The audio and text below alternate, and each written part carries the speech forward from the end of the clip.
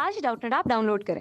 Doubtnut पर अपने सभी गणित, रसायन विज्ञान, भौतिक विज्ञान और जीव विज्ञान के डाउट्स का करो सफाया। बस प्रश्न की फोटो खींचो, एक ही प्रश्न को क्रॉप करो और तुरंत वीडियो सोल्यूशन पाओ।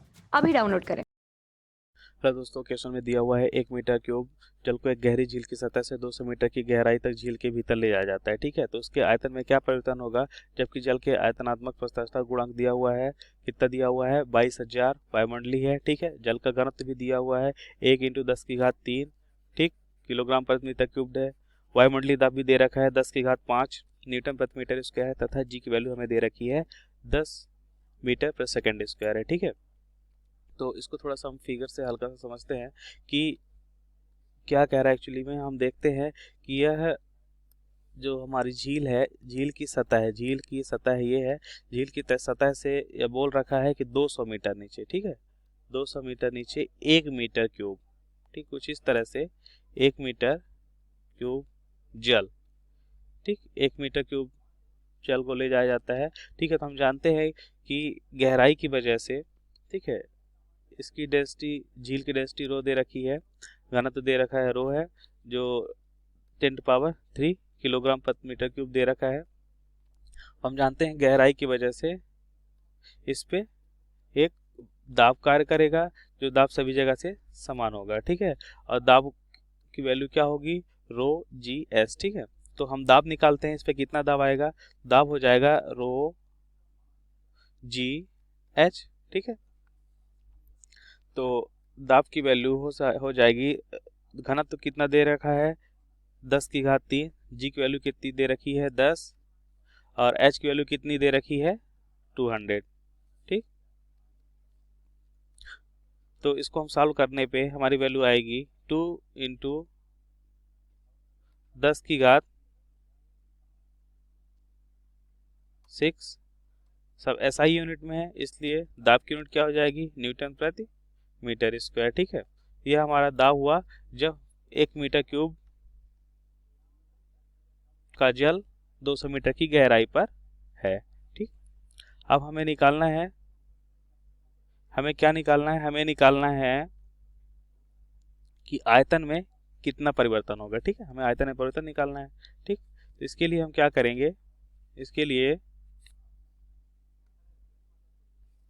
आयतन में परिवर्तन हम जानते हैं कितना होता है। आयतन में परिवर्तन होता है, आयतन में परिवर्तन होता है, आयतन में परिवर्तन हम जानते हैं आयतन प्रस्तावता गुणांक B क्या होता है? Del P upon del V upon V, जहां डेल P होता है आयतन प्रतिबल और डेल V अपान V होता है आयतन विकृति। ठीक, तो हमें निकालना है डेल V अपान V, हम लिख सकते हैं माइनस, माइनस हमें यह बताता है कि जब हम दाब को बढ़ाते हैं तो आयतन में कमी हो जाती है। ठीक है, इसको हम लिख सकते हैं डेल P अपान B। ठीक, हम इसकी वैल्यू रखते हैं तो आयतन में परिवर्तन कितना होगा? आयतन परिवर्तन होगा डेल V अपान B की वैल्यू कितनी दे रखी है 1।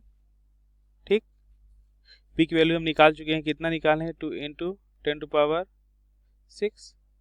B की वैल्यू कितनी दे रखी है? B की वैल्यू दे रखी है 22,000 वायुमंडलीय दाब है, वायुमंडलीय दाब दे रखा है, एक वायुमंडलीय दाब 10⁵ न्यूटन प्रति मीटर स्क्वायर के बराबर है। ठीक है, तो हम लिखेंगे 22,000 वायुमंडलीय दाब, हम सबको एसआई यूनिट बदलेंगे तो एक वायुमंडलीय दाब को क्या लिख सकते हैं? 10⁵ न्यूटन प्रति मीटर स्क्वायर है। ठीक, इसको हम सॉल्व करते हैं, तो सॉल्व करने पे हमारी वैल्यू आएगी 10⁶, 10⁵ और एक और 10⁶ कंप्लीट हुआ, जो कैंसल आउट हो जाएगा तो क्या बचेगा? आयतन में परिवर्तन हो जाएगा 2/22 × 10⁻⁻²। ठीक है, तो हम लिख सकते हैं, क्या लिख सकते हैं? Del V equals to 1/11 × 10⁻⁻²।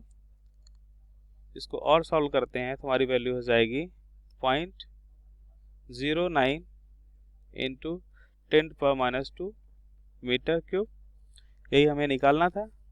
ठीक है, ये हमारा होगा आयतन में परिवर्तन। ठीक है, जब 200 मीटर नीचे 1 मीटर क्यूब आयतन रखा जाएगा। Thank you. कक्षा 6ठी से 12वीं से लेकर नीट, IIT, JEE वो एडवांस के लेवल तक 1 करोड़ से ज्यादा छात्रों का भरोसा। आज ही डाउनलोड करें डाउटनेट ऐप या व्हाट्सएप करें अपने सारे डाउट्स 8400 400 400 पर।